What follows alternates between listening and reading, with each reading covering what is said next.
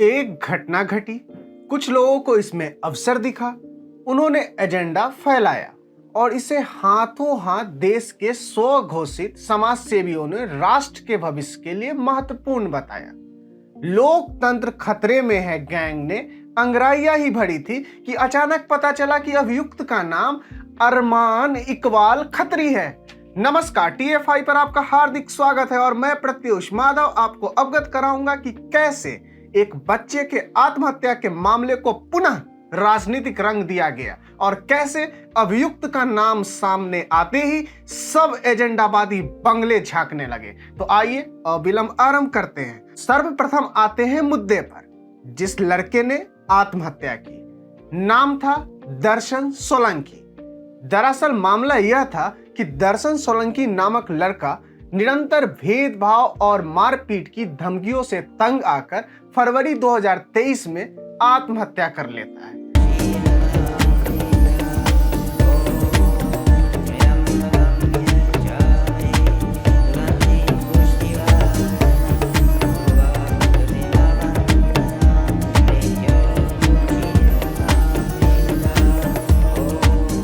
यह घटना कहीं और नहीं, आईआईटी के मुंबई कैंपस में घटी।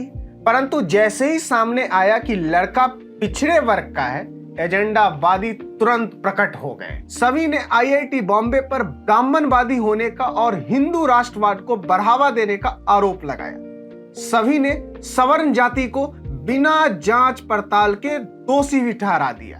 हद तो तब हो गई जब अधिवक्ता एवं सुप्रीम कोर्ट के वर्तमान न्यायाधीश डी.वाई. चंद्रचूड़ ने बिना कुछ सोचे समझे इन शैक्षणिक संस्थाओं पर बातों बातों में ही जाति भेदभाव का बढ़ावा देने का आरोप लगा दिया। परंतु सारा खेल तब बिगड़ गया जब आईआईटी बॉम्बे ने जांच के बाद प्रमुख आरोपी का नाम का खुलासा किया। जांच के बाद पता चला कि न्यूज लॉन्ड्री, जिसने ये रिपोर्ट बनाई कि दर्शन सोलंकी के साथ जाति के आधार पर भेदभाव हुआ, वह केवल आंशिक रूप से सही थी, क्योंकि असली आरोपी का नाम अरमान इकबाल खत्री था, जो न्यूज लॉन्ड्री ने बताया ही नहीं। प्रकरण क्या था?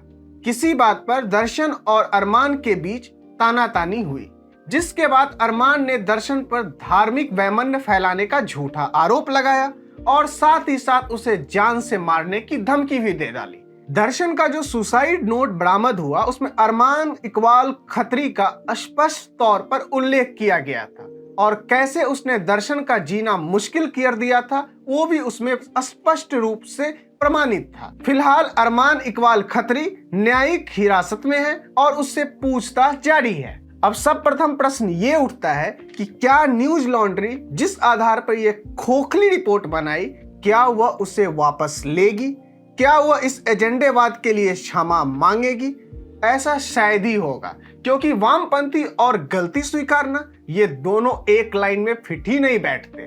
यथार्थ में परिवर्तन करना तो बहुत दूर की बात है। इसके साथ ही वामपंथियों का दूसरा रोहित वेमुला बनाने का प्रयास अधूरा रह गया। परंतु रोहित वेमुला था कौन? 2016 के प्रारंभ में हैदराबाद विश्वविद्यालय में इस छात्र ने आत्महत्या कर ली। लेकिन दुखद सत्य यह है कि वो इसलिए सुर्खियों में नहीं था क्योंकि उसके साथ अन्याय हुआ, अपितु इसलिए क्योंकि वो पिछड़े वर्ग का था और बिहार में असहिष्णुता का राग अल्पाकर चुनाव जीतने वाले महागठबंधन ने इस विषय का राई का पहाड़ बना दिया। आखिर वोट भी कोई वस्तु होती है ना। बात केवल यहीं तक सीमित नहीं रही। इस विवाद में रोहित की मां ने भी बढ़ चढ़कर हिस्सा लिया और मोदी सरकार पर तरह तरह के आरोप लगाए और ये सिद्ध करने का प्रयास किया कि मोदी सरकार दलित विरोधी तत्वों को बढ़ावा दे रही है। परंतु सत्य तो सत्य है, सांच को कोई आँच होता नहीं है और अंत में ये सिद्ध हुआ रोहित वेमुला अवसाद से ग्रसित था और उसी कारण से उसने आत्महत्या कर ली।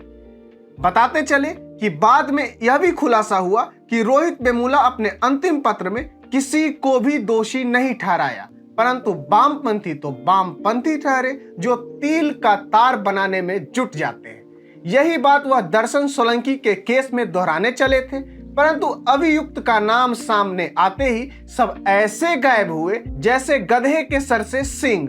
खैर, अब जाते जाते इन वामपंथियों से एक प्रश्न करना अवश्य चाहूंगा कि आम जनता की लाशों पर एजेंडा और राजनीति क्यों और कब तक। आपको यह वीडियो कैसा लगा कमेंट सेक्शन में अवश्य साझा करें। बहुत बहुत धन्यवाद।